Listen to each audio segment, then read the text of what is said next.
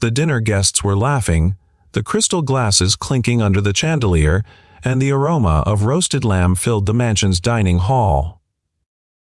But behind the laughter, something ugly unfolded. At the far end of the table, Richard Harlow, a powerful CEO admired by the city's elite, leaned close to his young, pregnant wife, Anna. His whisper was harsh, his hand gripping her wrist too tightly, and then, in a moment that silenced the room, his hand struck her cheek. The sound of the slap echoed louder than the orchestra in the corner. Gasps rose, eyes darted, but no one moved. These were men and women who thrived on business connections, reputations, and favors. Confronting Richard meant risking everything.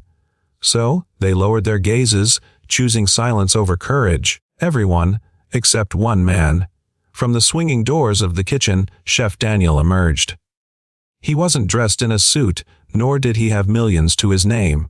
He was a simple man, his apron still smudged with flour, hands smelling of garlic and rosemary.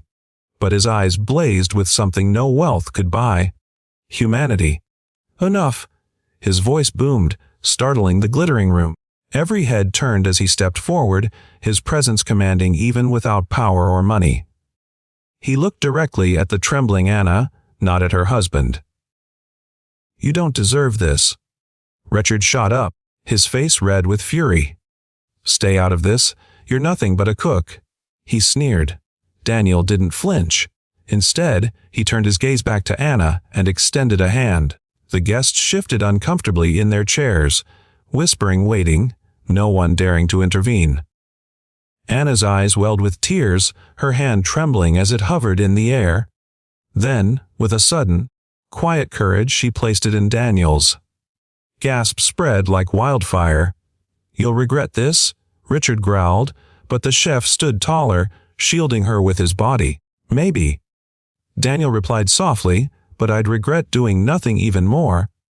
The moment hung in the air, heavy and raw.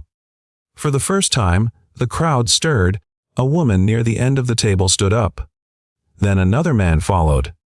Their silence cracked, courage spreading like a ripple. No longer an untouchable tyrant, Richard found himself faced with eyes no longer willing to look away. Anna's tears turned into something else. Relief.